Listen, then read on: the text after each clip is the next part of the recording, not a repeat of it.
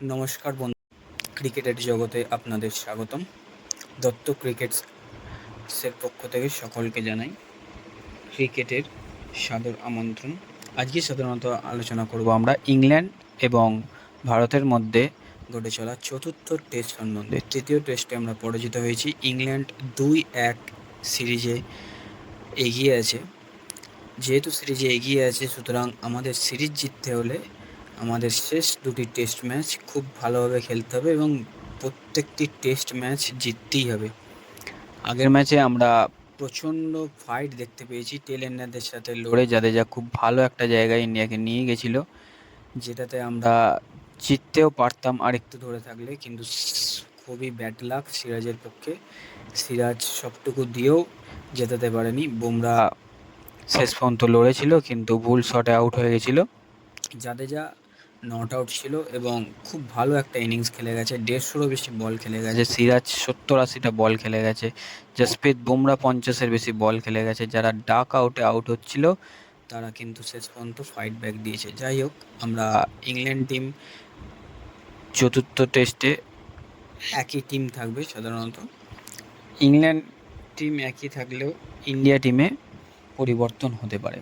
Opener হিসাবে জয়সওয়াল এবং KL রাহুলই থাকছে। 3 নম্বর জায়গায় করুণ নায়ারের জায়গায় হয়তো আমরা সাই সুদর্শন বা অভিমন্যু ঈশ্বরনকে অভিষেক হতে দেখতে পারি। 4 নম্বরে শুভমান গিল, 5-এ ঋষভ পান্ত। 6 নম্বর জায়গাটা নীতিশ কুমার রেড্ডি থাকতেও পারে বা নাও থাকতে পারে। আমি সম্ভবত মনে করি যে ওখানে শার্দুল ঠাকুরের ইন হতে পারে বা খুব ভালো একটা ব্যাটসম্যান নিয়ে আসতে পারে। 7-এ আছে ওয়াশিংটন সুন্দর জায়গায় আমরা কুলদীপ যাদবকে দেখতে পারি, কারণ বোলিং পিচ হতে চলেছে। 4 পেসার খেলার সম্ভাবনা সব থেকে বেশি।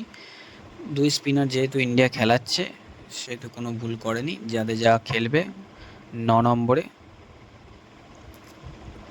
জাদেজা 8 নম্বরে খেলবে। 9 নম্বরে বুমরা, 10-এ আকাশদীপ, 11-এ মোহাম্মদ সিরাজ। আকাশদীপের চোট হালকা লেগেছে, আর্শদীপ সিংয়েরও চোট হালকা আছে, কিন্তু তারা খেলবে। ঋষভ পান্তের চোট এখন কতটা, সেটাই এখন দেখার। ঋষভ পান্ত কিপিং করবে না হয়তো কিপার বদলাতে পারে। Rishabh Pant as a batsman খেলতে পারে, কিপিংয়ে অন্য কোনো কিপারের মুখ আমরা দেখতে পারি।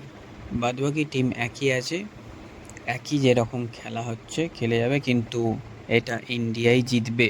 ইন্ডিয়া শেষ দুটি টেস্ট ম্যাচ জিতবে। এই ওল্ড ট্রাফোর্ডে আজ পর্যন্ত রেকর্ড আছে সচিন টেন্ডুলকারের পর আজ পর্যন্ত কেউ এই মাঠে 100 করতে পারেনি টেস্ট ক্রিকেটে।